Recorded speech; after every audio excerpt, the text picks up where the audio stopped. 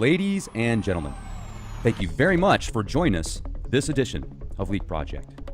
I am your host, Rex Bear, and we have a legend with us today, folks. We have Ronald Kessler, New York Times bestselling author, journalist, and longtime news reporter. Ronald Kessler has written over 20 books and changed lives around the world in the process. Since publication of his New York Times bestseller in the President's Secret Service, award-winning investigative reporter Mr. Kessler has continued to penetrate the wall of secrecy that surrounds the U.S. Secret Service, breaking the story that Secret Service agents who were to protect Mr. Obama, President Obama, hired prostitutes in Colombia, and revealing that the Secret Service allowed a third uninvited guest to crash a White House state dinner. Now, in the first family detail, Secret Service agents reveal the hidden lives of the presidents. Kessler presents far bigger and more consequential stories that are making headlines around our nation's leaders today, Republicans and Democrats, and the agency sworn to protect them. Kessler widens his scope to include presidential candidates and former presidents after they leave the White House. In particular, he focuses on the first ladies and their children and the relationships they had with the presidents. If you'd like to know more about Ronald, check out his website, ronaldkessler.com. Also, 20 books available on Amazon, and every single one of them is a treasure trove of information. Ronald, it's a blessing to have you on the show here with us at Leak Project. How are you doing? Well, good, and thank you for that very kind introduction. Good to know that I'm a legend. Absolutely. Yeah, it's just a real honor. And I've been researching your work and a little bit about your background before I had the opportunity to speak with you today. But I was hoping you could give our listeners just a quick description about yourself, and then we'll segue into your most recent works. Sure. Well, I started on the Worcester Telegram in Worcester, Massachusetts, and then I was on the Boston Herald, the Wall Street Journal, the Washington Post. I left the Post in 1985 to write books, and along the way I did a lot of investigative stories. That was my specialty. I sat next to Woodward and Bernstein during Watergate, but for example, one of my books led to the dismissal of William Sessions as FBI director over his abuses. As you mentioned, I broke the story of the prostitution scandal involving the Secret Service, and I like to penetrate secrets about important people, important agencies. I think I'm a little perverse because I like a challenge. If it's too easy, I don't want to do it. I like these very unique subjects, and I also like telling the truth. I like to be fair and balanced. For example, when it comes to the FBI, as I mentioned, I did a book leading to the dismissal of the FBI director. But on the other hand, when the FBI does a good job, which it has been doing since 9/11, that's why we have not had a successful foreign terrorist attack, then I'll say that, which is pretty unusual in today's journalistic world. I must say that the security today does seem to be a lot more heightened since before the September 11th attacks. And whether or not, somebody believes that they were caused by people in Saudi Arabia or certain factions here at home or whatever, I mean, it was definitely a horrible event, and definitely security has been raised since then. When you have, you've broken so many large stories and people that have very high levels and positions in power, I mean, you've taken them away from their throne. What was that like? I mean, did you have people following you around? Were your phones tapped, your house bugged? I mean, because if you're messing with people like that, their livelihoods, I mean, clearly there's got to be some backlash, right? Well, there really hasn't been, beyond one or two libel suits way back in my career. And I think I know the FBI well enough to know that they would not engage in that sort of thing. The FBI has actually cooperated with me on my books. And for my book, The Secrets of the FBI, they gave me really their most secret technique, which is how they break into homes and offices to plant bugging devices without getting caught and shot as burglars, all, of course, with court authorization. But that was an amazing story. 4 chapters of the book are devoted to that, a lot of amusing anecdotes and a lot of very innovative techniques. For example, when the FBI is about to break into, let's say, a mafia home or even an embassy or a terrorist home, they will watch the premises for 1 or 2 weeks beforehand, and they'll see who goes in and who goes out. And on the night of the break-in, they will station agents at the homes of those individuals. If it's an office building, for example, or an embassy, they'll have agents watch the people who work there. And if they happen to go back to the premises, the FBI will stage some phony traffic accident or give them a phony ticket or even open a fire hydrant in the area so nobody can go back. They also take a photo of any dog that might be on the premises, and they show that to a veterinarian who's on contract, and he will prescribe just the right amount of tranquilizer to shoot into the dog with a dart gun to knock him out before the break-in. And they'll even bring their own dust into the break-in because they might disturb some dust on a coffee table or a desk, so they replace it with their own dust. I could go on, but you get the idea. I really am not in fear of the FBI. For all the negative publicity, there actually has been no abuse by the FBI or the NSA as an organization. There have been individuals who've abused their trust, but with all the hype about that, there's actually been no abuse, even no claim of an abuse. There's been a lot of paranoia about they're all listening to us all the time. Believe me, they don't have the time to do that, nor the reason. And if they did, they would be prosecuted. Well, and nowadays, anyway, the computers are so powerful, and with algorithms and keywords and meta tags and stuff like that, I'm sure that 99% of that stuff can be processed via AI. And then if there's something that they need to worry about, then, obviously it would get to a real person. But I like how you bring up how there's, it's not the organization that's corrupt, but there are certain people within any organization that are corrupt, no matter how good the vetting process is.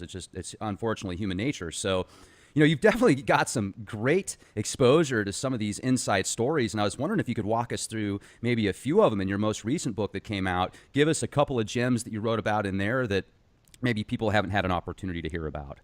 Sure. Well, these politicians parade on the public stage and create an image that's often very different from their reality. And one sterling example is Hillary Clinton. She claims she's going to be the champion of the little people. She cares about the middle class.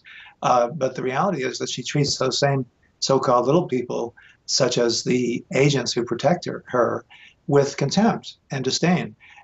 Being assigned to her Secret Service detail is considered a form of punishment because she's so nasty. She'll just go out of her way to make life miserable for her agents. And every day they go into work, they risk taking a bullet for her, and yet she treats them like dirt.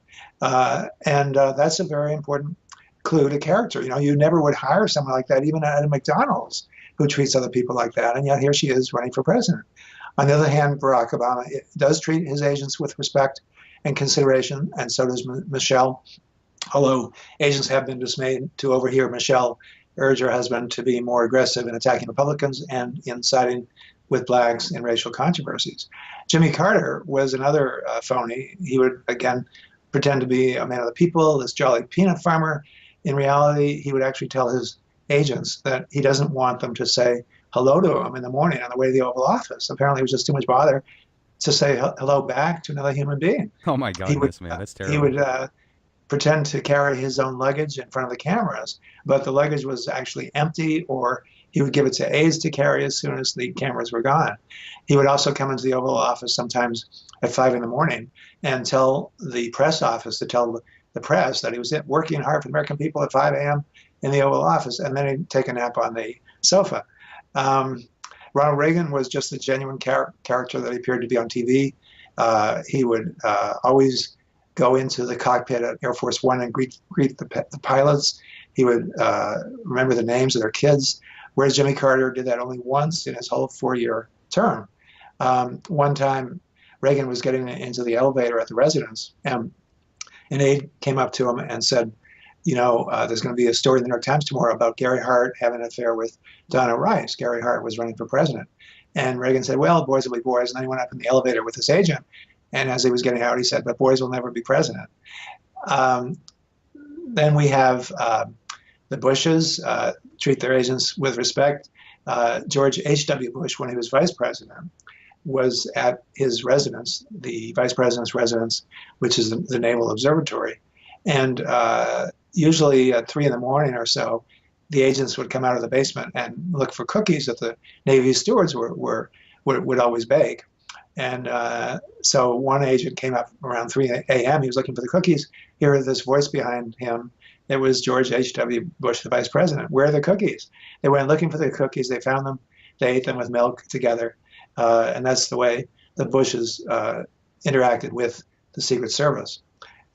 Jenna Bush and Barbara Bush, however, were very difficult with their agents. They would try to evade them. They just didn't understand why they had to be tailed by these grown men when they're teenagers just trying to have a good time. Jenna Bush especially was very difficult. She would even drive through red lights trying to evade her agents. And the agents had to station agents, to conduct surveillance of her car at the White House to find out when she was leaving, because she would never tell them. Later, as she got older, both she and Barbara did become more mature and started to recognize the importance of the Secret Service. In my book, I go into the shortcomings of the Secret Service, which are many, many, and they have to do with the management culture, not the agents themselves, because they are really brave and dedicated. They'll take a bullet for the president, but the management has this lax attitude, a very arrogant attitude. We're the great Secret Service. We don't need to worry about every little detail. They will even let people into events without magnetometer or metal detection screening under pressure from White House staffs or campaign staffs, which want people to get into the event before it starts. Secret Service hasn't provided enough magnetometers, and under pressure, the management will cave and let them in. It's just like letting passengers into an airplane without metal detection screening. And we've seen, of course, a lot of very glaring examples of this laxness, such as allowing Olga Gonzalez into the White House itself. He's able to penetrate almost all the way into the other side. And then the Secret Service lied about it, covered up, and claimed that he had been apprehended at the door, which was not true, and that he was not armed, which was not true. He was armed with a knife. So that tells you so much about the Secret Service today, that they would actually lie to the public about such an important event. And unfortunately, President Obama has ignored all advice, including in my own book, as well as by his own four-person panel appointed by the Secretary of Homeland Security, Jay Johnson, to appoint an outside director who would not be beholden to interests within the agency, who would shake it up, who would change that management culture.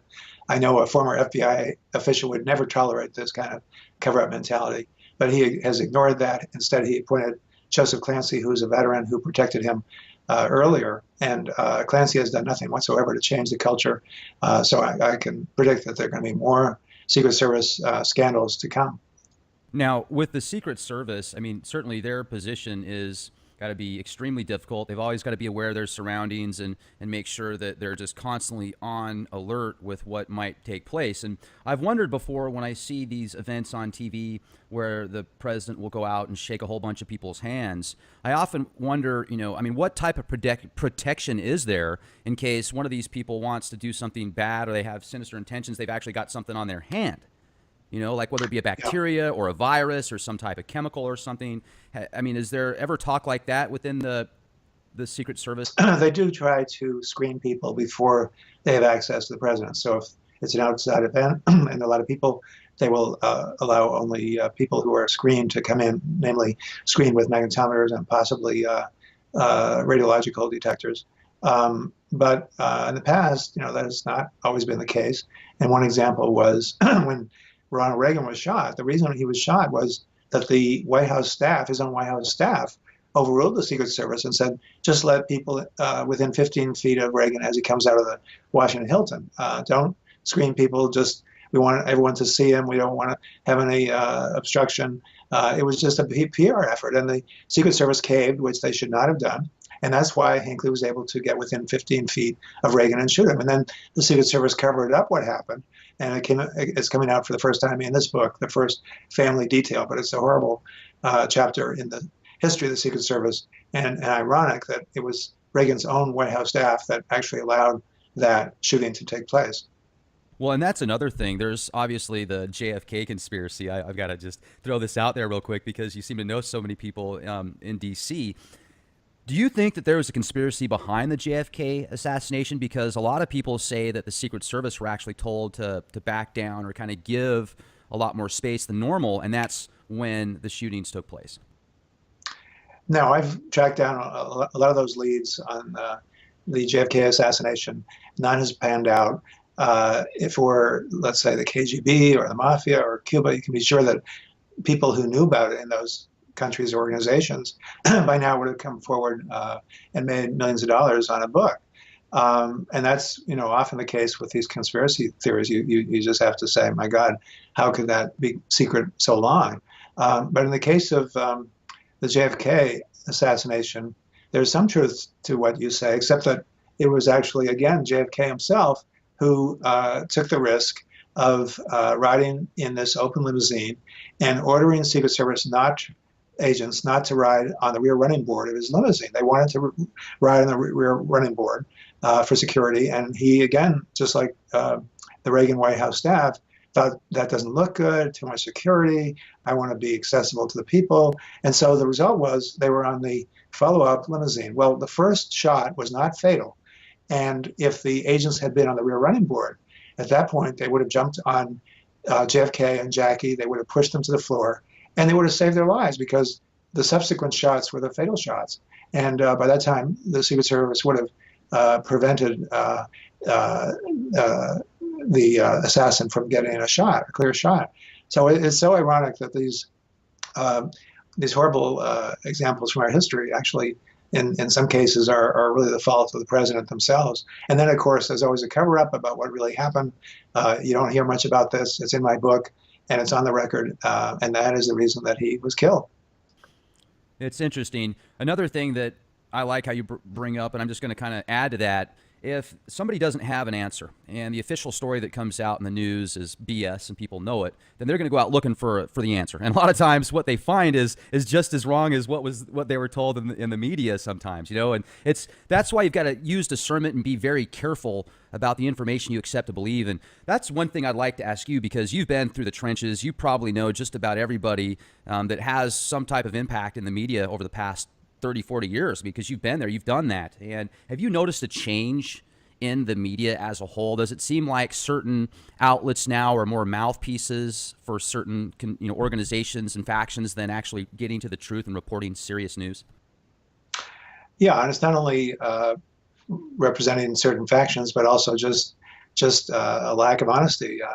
Reporters will write stories just to get attention, just to have an impact, just to get awards, and they will ignore the other side, which often totally undercuts the story. I've seen that over and over again. For example, on the war on terror and the measures taken to stop the next attack. A lot of the stories have totally misrepresented the truth, implied that everyone is listening to us, as I said before, and the fact is there's tremendous oversight by Congress, by the FISA court, by the inspectors general, and again, there's been no actual abuse. It's one of the strangest conspiracy theories is going way back that Woodward and Bernstein's Deep Throat source was a composite of different people, that they made up this whole story out of whole cloth, and that for some reason it was actually a composite of different people. Well, first of all, there was no reason why they would do that. Why would they do that? Absolutely no reason whatsoever. It wouldn't accomplish anything to do that. Obviously, they did have sources. Otherwise, they wouldn't have gotten the great stories that they did, that in almost every case proved to be accurate. I happen to have sat next to Woodward and Bernstein during Watergate. I would hear them every night writing their story with Bernstein at the typewriter and Woodward collaborating with him. And I heard their discussions of sources. Did you check with this person, that person? They would knock on people's doors until midnight to get information. And I always thought that was strange. And I actually came up with the first story that presented credible information on who Deep Throat really was, namely Mark Felt, about 3 years before Mark Felt himself admitted that he was Deep Throat. And that was because I was doing one of my FBI books called The Bureau. And I went out to interview Mark Felt, and through FBI sources, I was able to get his daughter to consent to the interview. And I went out there to California. His daughter, Joan, greeted me at their home where he was living. And she said, there was this guy, Bob Woodward, who was out here a year or two ago, and he came in a white limousine, and he had the limousine park 10 blocks away, and then he walked to the house. Well, I knew right away that meant that he was Deep Throat, because there's no way that Woodward would have done that unless he was protecting a source as important as Deep Throat was. It was funny because Joan didn't even know who Woodward was.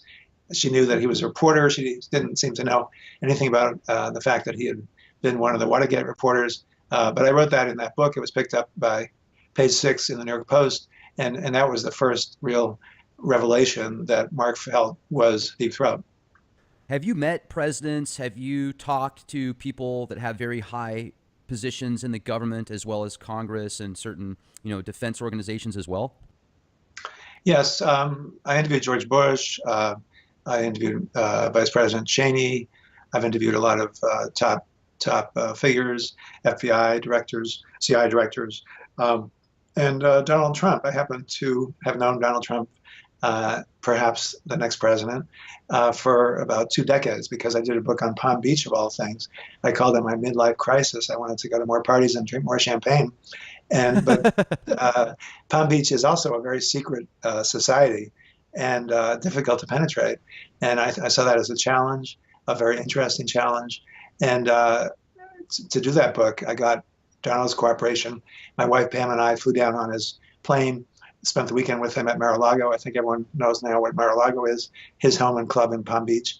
And on the way down, he imitated the nasal constricted tones of the old guard, the Blue Bloods in Palm Beach, condemning his club because it admits blacks and Jews. To this day, several clubs in Palm Beach actually do not admit blacks or Jews, would you believe?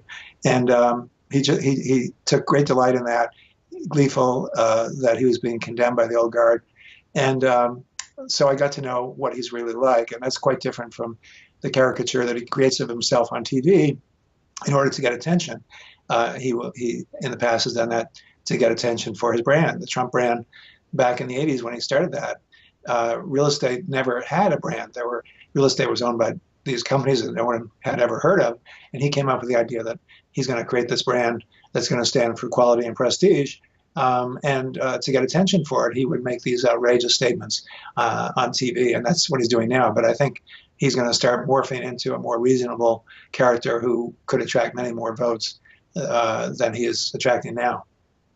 Yeah, I mean, he's certainly entertaining to watch. I can appreciate some of the stuff that he brings up, like let's make America great again, bring jobs back, and with the businesses that he's had and the just education that he's got within certain industries, I think that there's a lot of very good points that he brings to the table. However, I just get concerned with anybody I see running for office because it seems like so often, usually more times than not, they'll say one thing to get into office, and then when they're actually there, it's the complete opposite. I'm sure you see, so absolutely true, and that's why we need to look at the track record of these individuals and the character. That's what we would do in hiring any employee or choosing a friend.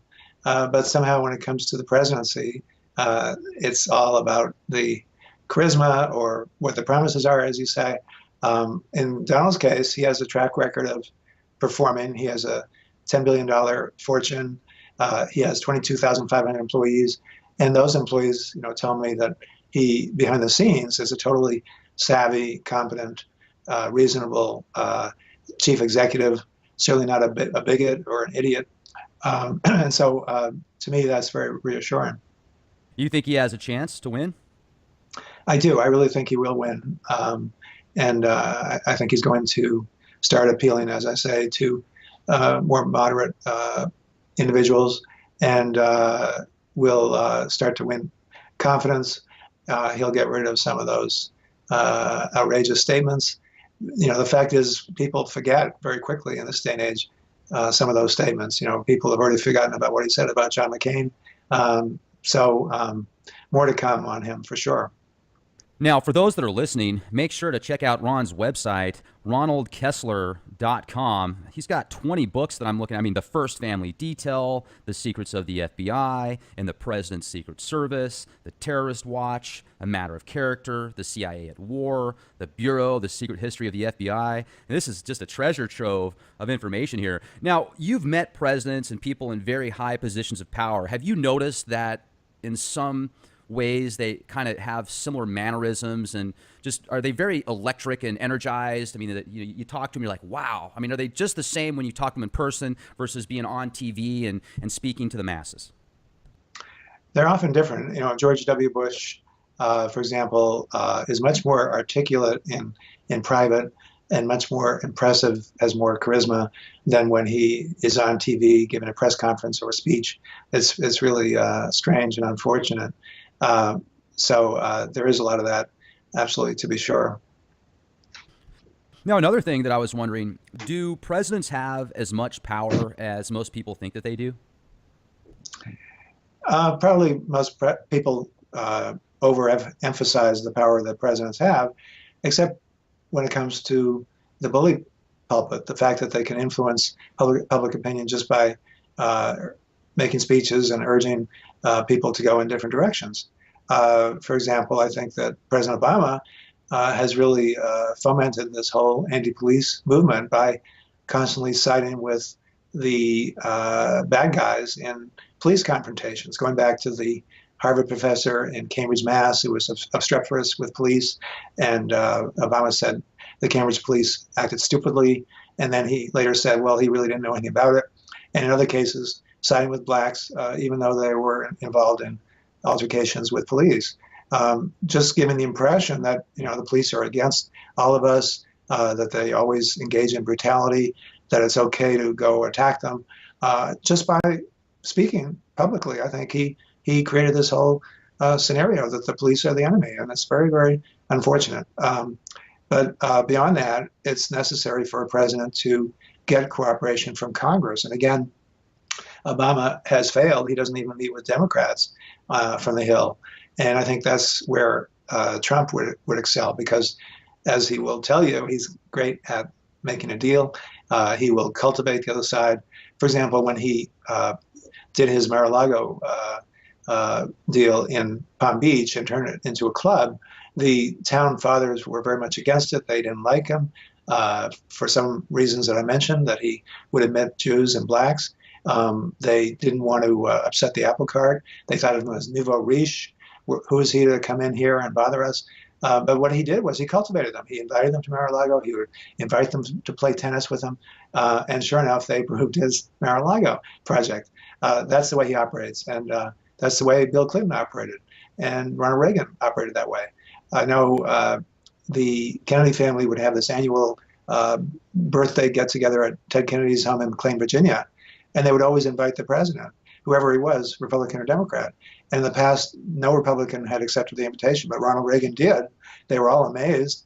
Reagan gave a toast to Ted Kennedy at the home. That's the way you get things done in Washington. And that's why I think someone like Ted Cruz, who's really reviled by his fellow colleagues in the Senate because he doesn't get cooperation, because he does go it alone and never actually accomplishes anything. That's why Cruz would be a totally different person from Donald Trump. Now, how would one go about actually getting into reporter meetings like in the White House and briefings and stuff to where they could have a chance to ask questions? Do you have to actually be a part of a big outlet like the Globe or the Washington Post, or are there ways for people like myself and others, a part of smaller organizations like alternative outlets such as the Leak Project, to actually get a different perspective to help people that maybe don't typically go and turn on Fox News or MSNBC or CNN, to get a perspective as well and be able to bring that message on to others? Well, theoretically there is, and every now and then President Obama will grant an interview to one of those outlets. But the chances are so slim because there are so many thousands of requests from all the media, and it's just unlikely that anybody, even the Washington Post, is going to get an interview. The Washington Post has not had an interview, and the New York Times has not had an interview with Obama for some years, going back to his first term. So it's very difficult. In the case of my book on George W. Bush and later on Laura Bush, I was not affiliated with any organization. I was just on my own writing the book for a book publisher, but they did cooperate on those books. So it is possible as an author to get cooperation. But when it comes to press conferences and asking questions in press conferences, or even doing interviews like that, there's only so much you're going to gather. Woodward and Bernstein didn't do Watergate by going to press conferences at the White House. They got the behind the scenes, the real story. And to me, that's the real heart of reporting, not just lobbying questions in press conferences. Well, amen to that. That's a very good statement you made there. I'm thinking of the series House of Cards, and I think it's great. I mean, Kevin Spacey plays that role to a T, and his wife Claire. I mean, she just all the characters I think are great. Have you seen the series? Yes, and I think it's very accurate, which is a big plus. Unlike Homeland, which is has nothing to do with the CIA. There's no resemblance whatsoever to how that agency Jack operates. Bauer in 24. Yeah. Yeah, so, okay, I wanted to ask about that. I didn't mean to interrupt. I just thought it's funny because you brought that up. It made me think about Jack Bauer always going after within 24 hours, he manages to save the world like 12 times. It's incredible. If you ever watch some of those old series, it was entertaining to watch, but obviously, how much is accurate. So you say that there's some connections there then. There's some similarities and some parallels with House of Cards. That was the question I was going to ask you. Well, House of Cards is accurate in terms of how the process works, how the members interact with the White House, and the various little details of how life actually operates on Capitol Hill. And that's a big plus to me. Like, are there sex scandals every single day in politics and Congress? I mean, are they more promiscuous than other people in specific fields of work? Have you noticed? Well, they say power attracts and is an aphrodisiac, and that does apply to Congress. That there's much more going on there for that reason, I think. Nothing has really changed in that respect. If you go back, I did a book called Inside Congress, and I interviewed the Capitol police officers who guard members of Congress and guard Capitol Hill, and they had all kinds of wild stories about sexual escapades, even one female assistant having gangbangs in the attic. President Johnson, when he was in Congress, chasing women around. So nothing really has changed in that respect. I got to tell you, when I was in D.C., I went out there last year and spent a month out there. I absolutely loved it. I mean, one of the coolest places I've ever been. I just felt so patriotic, and the energy out there was amazing.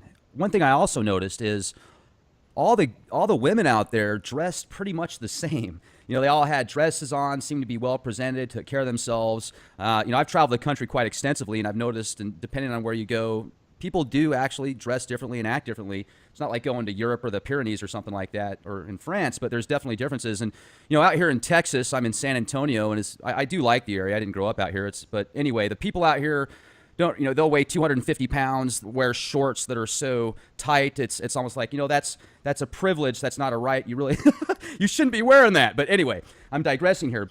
For people that want to get into politics or certain positions that DC offers, I guess you kind of have to follow the status quo and make friends and connections and stuff like that. So there's probably a lot of brown nosing and stuff in DC too, isn't there? Sure, that is how we work in Washington. It's all about connections and relationships and maintaining a good reputation, because you ruin your reputation and that's pretty much it. And on the dress code, absolutely the same as New York. People dress up and they're attractive and they do pay attention to their weight by and large. And that is one thing I like about Washington. Yeah, it's a great area. And another thing I noticed when I was out there is pretty much every commercial. I would watch the news and a couple things at nighttime while I was trying to go to sleep, and almost every commercial was either of a high-performance sports car or high-end vodka. and out here in Texas, it's either American beer, SUVs, or fast food commercials. It's just interesting the demographics and the people they're going after. I know that per capita in Colombia, outside of DC, it's one of the richest per capita in the country, and probably because there's a lot of government jobs and such out there. But I wanted to jump over to Wag the Dog for a minute. The movie Wag the Dog that came out in '97, it was kind of that black comedy film. I'm sure you've seen it, with Robert De Niro in it, produced by Barry Levinson.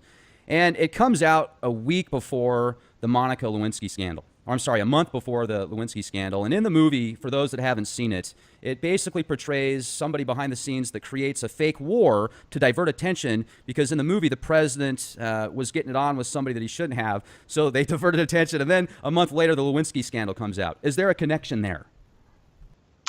There was something about Bill Clinton deciding to bomb an encampment of Al-Qaeda around that time, and it did divert attention. It was not a huge effort. It should have been bigger, probably. And by the time the bombing took place, Osama bin Laden had fled. But certainly that's the sort of thing that can happen. Absolutely. Bill Clinton pardoned Mark Rich, even though he was a fugitive from justice and wanted for all kinds of federal charges. So there's a lot that he could do if he wants to. I noticed you were on the O'Reilly Factor, weren't you? Yes, quite a bit. What's that like when you're on that show? Are they pretty nice and respectful to you, or is it more just kind of like, okay, this is what we want you to say, these are the questions we're going to ask, and it's all scripted? And Now, O'Reilly is very professional. You sit down at the table before the cameras go on, and he chats with you and says what he wants to emphasize, and so gives you a certain heads up. And then I think the show is great. I don't always agree with Bill O'Reilly, but I think he does try to get the other side and let people have their say. Certainly he will cut people off if they're wandering to get to the next subject. But I have a lot of respect for O'Reilly, and he's very courageous to take on issues such as the problems in the Black community, things that my friend Juan Williams has also emphasized in his books. We were at the Washington Post together and have remained friends. And it takes a lot of courage to tell the truth about some of those issues and what needs to be done to improve conditions in some of those areas. are you referring to like Flint, Michigan, where they found a whole bunch of lead in the water? No, I'm referring to the gun violence, the gang violence Okay. in places like Baltimore and Chicago. And instead of pointing fingers in all directions, as Al Sharpton might do, Bill O'Reilly will say, yes, we need more education, but but the gun laws have not helped the situation.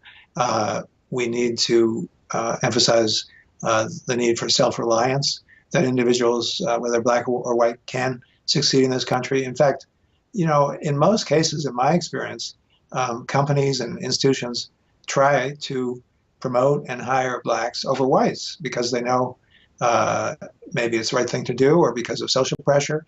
And certainly there's still racism in this country, but a lot of times it goes in the other direction with blacks saying that whites are all bigots. Right. And so there is that aspect to the whole problem, which Bill O'Reilly has addressed. I certainly have noticed that if you are Caucasian, if you're married, if you're middle class, then you're looked at as the bad guy oftentimes now in the media. It seems like they're kind of portraying that if you're white, you're automatically racist. Even if you could care less if somebody's purple or green or yellow or comes from planet Zoltar or wherever. You don't care just as long as they're a good person. So I'm glad you brought that up. Have you noticed as well that the media is kind of really pushing the victimization and the polarities, trying to create this divide and conquer scenario? It's, oh, Black Lives Matter, Black Lives Matter. But if, are there organizations called White Lives Matter? And if there is, then they're probably considered, a part of the Ku Klux Klan or something. Exactly. It's really black privilege now, not white privilege, because of the fact that most people do lean over backwards to promote blacks or accept them to colleges. So I think the overwhelming situation is actually that there's black privilege now, not white privilege.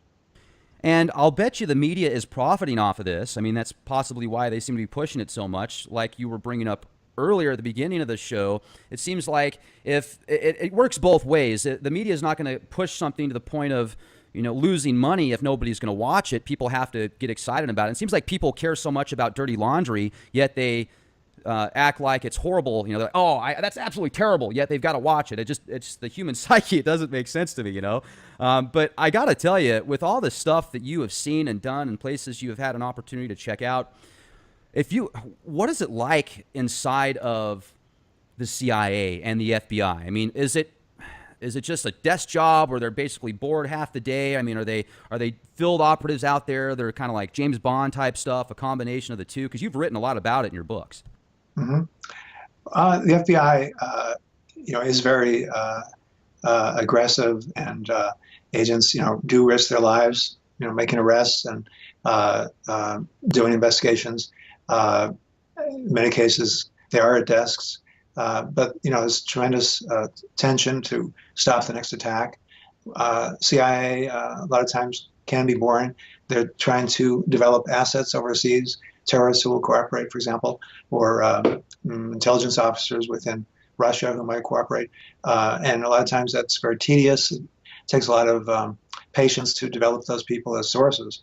And so there isn't as much excitement with the CIA, but at times there can be, and at times they risk their lives as well.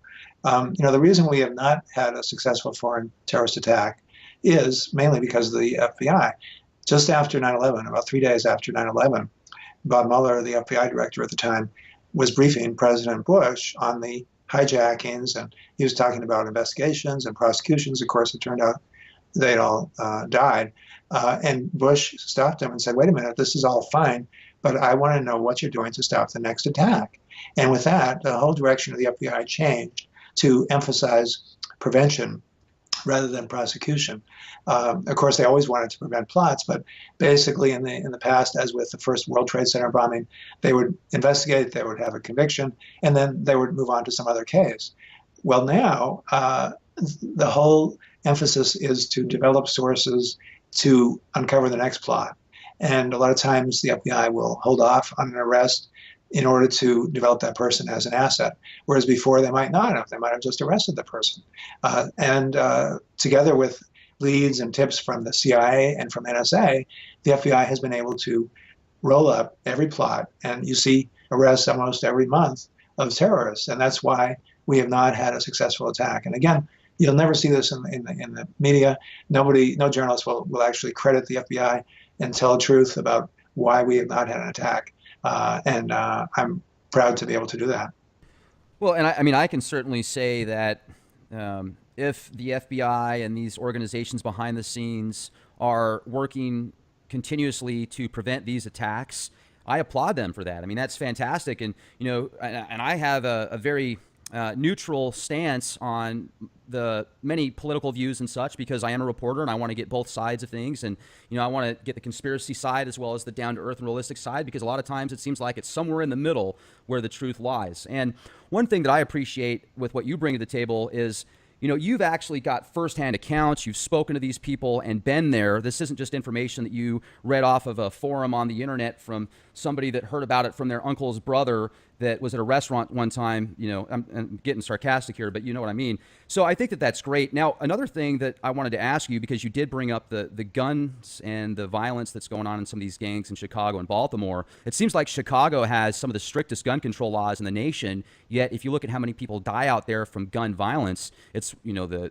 very, very high. So do you feel that gun control is the way to go? And if it is, what type of gun control? Because it seems like the more you try and take away people's rights to own guns, the bad guys are the ones that are using them, not people that have a legal right to own them anyway. Sure. The bad guys are the ones who steal the guns, and the law-abiding citizens are the ones who often need guns to defend themselves. And the Second Amendment guarantees that. And that's really just a phony issue to look at the gun issue. The number of guns sold has skyrocketed like 1,000% under President Obama, because everyone is afraid that he's going to try to restrict gun purchases. So there's an irony to that. But there's, there are deeper problems that do need to be addressed in the Black community, and to do that, you need leadership. You need Black leaders to say, "Hey, you guys need to finish high school. You guys need to get a job, and you can get a job if you want to." And instead of pointing fingers and blaming society or blaming not enough money from the federal government, that has never worked. So I hope that in the future that might happen. Education is key. That's very important. And also a sense of purpose. I mean, if you are raised in a society where you make money by robbing people and feeling like a thug's the way to go, what purpose do you have other than that? So, finding certain avenues to get to people at a very young age is probably very important. And hopefully this will start to become more of more of an opportunity for people to get access to those kind of things. So let me ask you a couple more questions before we close out tonight, because I know that you've got limited time. And once again, Ron, so appreciate you coming on here with us. Okay, so insider information there's a lot of speculation about mandatory vaccinations. And you've got both sides of the coin there. Some people think that you should get vaccinated for everything under the sun. Others say, well, if you have a good immune system and people are vaccinated anyway, why do I need to get vaccinated for measles if it doesn't even exist here? Have you ever heard behind the scenes people that have high positions of power talking about mandatory vaccines? And what's your take on that? I think this is another conspiracy theory that that some vaccines cause autism, et cetera. There's absolutely no evidence to support that, and certainly on the serious transmittable diseases, vaccines should be required. Otherwise, we're all going to get sick. There are other issues, obviously, like pneumonia shots, where it's voluntary and it's not necessarily that important, but I got a pneumonia shot, so I am for vaccines, and certainly almost all doctors are, and I think that tells you a lot.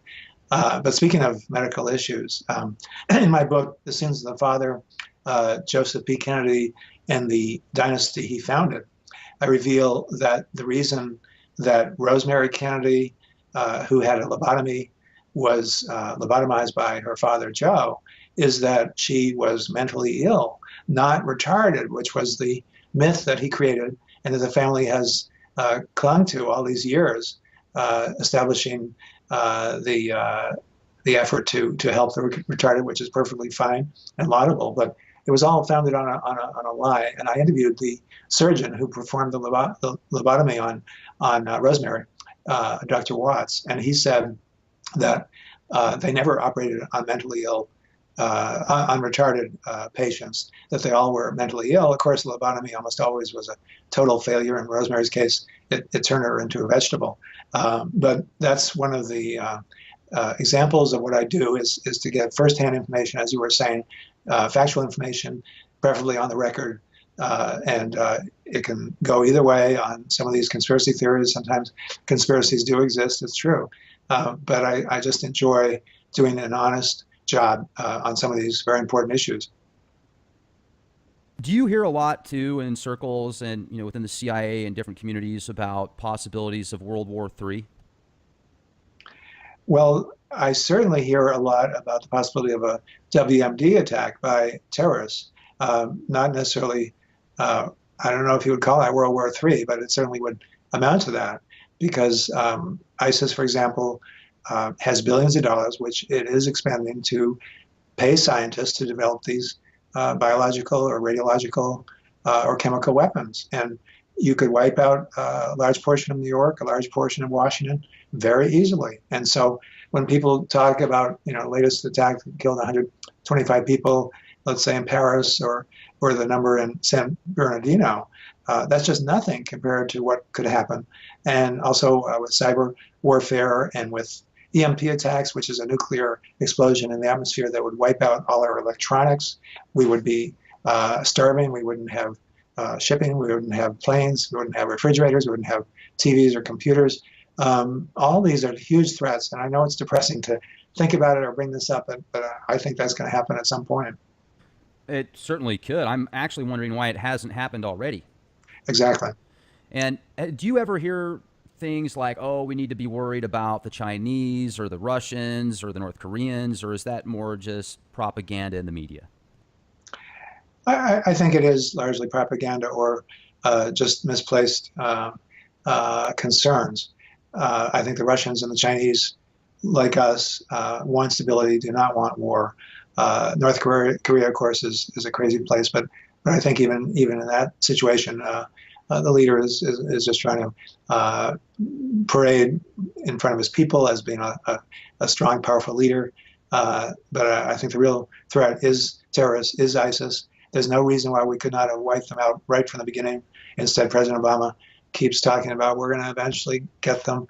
It's just talk, it's just words. Meanwhile, more attacks occur, more individuals are self-radicalized based on their propaganda, and we live in a very dangerous time now. We certainly do live in a very fascinating time, and it's just been great to have you on the show with us, Ron. For those that are listening, make sure to check out Ronald's website, ronaldkessler.com. The First Family Detail: Secret Service agents reveal the hidden lives of the presidents, the secrets of the FBI, and the president's Secret Service behind the scenes with agents in the line of fire. and the presidents they protect. 20 books, folks. I mean, here's your Encyclopedia Britannica of insider scoop right here. This is great. I really appreciate it. What's next for you, Ron? I'm not sure. It's very hard to come up with the next idea. That's the hardest part of what I do. It has to be big. It has to be something that will get big media attention. And I'm not going to just jump into anything. So I'm waiting. I'm quite sure I will come up with the right subject. And thank you for asking, and thank you for your wonderful questions. Oh, thank you very much. It was great to have you. Hopefully we'll have the opportunity to speak with you again sometime.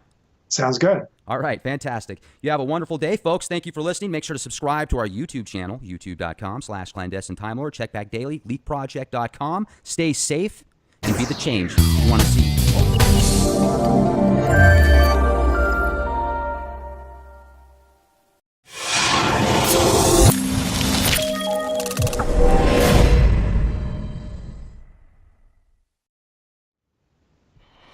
Ladies and gentlemen, thank you very much for joining us this edition of Leak Project.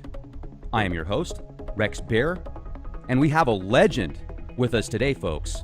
We have Ronald Kessler, New York Times bestselling author, journalist, and longtime news reporter. Ronald Kessler has written over 20 books and changed lives around the world in the process.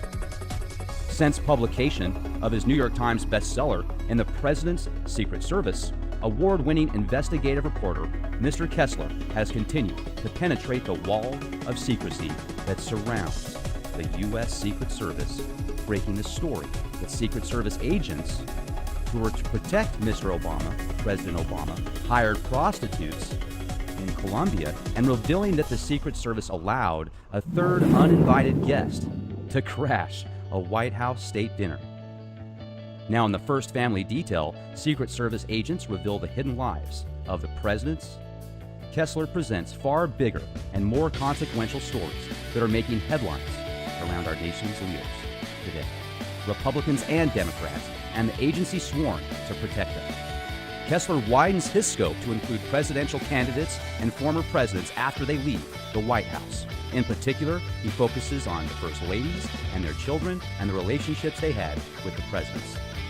If you'd like to know more about Ronald, check out his website, ronaldkessler.com. Also, 20 books available on Amazon, and every single one of them is a treasure trove of information. Ronald, it's a blessing to have you on the show here with us, Elite Project. How are you doing? Well, good, and thank you for that very kind introduction. Good to know that I'm a legend. Absolutely. Yeah, it's just a real honor. And I've been researching your work and a little bit about your background before I had the opportunity to speak with you today. But I was hoping you could give our listeners just a quick description about yourself, and then we'll segue into your most recent works. Sure. Well, I started on the Worcester Telegram in Worcester, Massachusetts, and then I was on the Boston Herald, the Wall Street Journal, the Washington Post. I left the Post in 1985 to write books, and along the way I did a lot of investigative stories. That was my specialty. I sat next to Woodward and Bernstein during Watergate, but for example, one of my books led to the dismissal of William Sessions as FBI director over his abuses. As you mentioned, I broke the story of the prostitution scandal involving the Secret Service, and I like to penetrate secrets about important people, important agencies. I think I'm a little perverse because I like a challenge. If it's too easy, I don't want to do it. I like these very unique subjects, and I also like telling the truth. I like to be fair and balanced. For example, when it comes to the FBI, as I mentioned, I did a book leading to the dismissal of the FBI director. But on the other hand, when the FBI does a good job, which it has been doing since 9/11, that's why we have not had a successful foreign terrorist attack, then I'll say that, which is pretty unusual in today's journalistic world. I must say that the security today does seem to be a lot more heightened since before the September 11th attacks. And whether or not, somebody believes that they were caused by people in Saudi Arabia or certain factions here at home or whatever, I mean, it was definitely a horrible event, and definitely security has been raised since then. When you have, you've broken so many large stories and people that have very high levels and positions in power. I mean, you've taken them away from their throne. What was that like? I mean, did you have people following you around? Were your phones tapped, your house bugged? I mean, because if you're messing with people like that, their livelihoods, I mean, clearly there's got to be some backlash, right? Well, there really hasn't been, beyond one or two libel suits way back in my career. And I think I know the FBI well enough to know that they would not engage in that sort of thing. The FBI has actually cooperated with me on my books. And for my book, The Secrets of the FBI, they gave me really their most secret technique, which is how they break into homes and offices to plant bugging devices without getting caught and shot as burglars, all, of course, with court authorization. But that was an amazing story. 4 chapters of the book are devoted to that. A lot of amusing anecdotes and a lot of very innovative techniques. For example, when the FBI is about to break into, let's say, a mafia home or even an embassy or a terrorist home, they will watch the premises for 1 or 2 weeks beforehand, and they'll see who goes in and who goes out. And on the night of the break-in, they will station agents at the homes of those individuals. If it's an office building, for example, or an embassy, they'll have agents watch the people who work there. And if they happen to go back to the premises, the FBI will stage some phony traffic accident or give them a phony ticket or even open a fire hydrant in the area so nobody can go back. They also take a photo of any dog that might be on the premises, and they show that to a veterinarian who's on contract, and he will prescribe just the right amount of tranquilizer to shoot into the dog with a dart gun to knock him out before the break-in. And they'll even bring their own dust into the break-in because they might disturb some dust on a coffee table or a desk, so they replace it with their own dust. I could go on, but you got the idea. So I really am not in fear of the FBI. For all the negative publicity, there actually has been no abuse by the FBI or the NSA as an organization. There have been individuals who've abused their trust, but with all the hype about that, there's actually been no abuse, even no claim of an abuse. There's been a lot of paranoia about they're all listening to us all the time. Believe me, they don't have the time to do that, nor the reason. And if they did, they would be prosecuted. Well, and nowadays, anyway, the computers are so powerful, and with algorithms and keywords and meta tags and stuff like that, I'm sure that 99% of that stuff can be processed via AI. And then if there's something that they need to worry about, then, obviously it would get to a real person. But I like how you bring up how there's, it's not the organization that's corrupt, but there are certain people within any organization that are corrupt, no matter how good the vetting process is. It's unfortunately human nature. So, you've definitely got some great exposure to some of these inside stories. And I was wondering if you could walk us through maybe a few of them in your most recent book that came out. Give us a couple of gems that you wrote about in there that maybe people haven't had an opportunity to hear about. Sure. Well, these politicians parade on the public stage and create an image that's often very different from the reality. And one sterling example is Hillary Clinton. She claims she's going to be the champion of the little people. She cares about the middle class. But the reality is that she treats those same so-called little people, such as the agents who protect her, with contempt and disdain. Being assigned to her Secret Service detail is considered a form of punishment because she's so nasty. She'll just go out of her way to make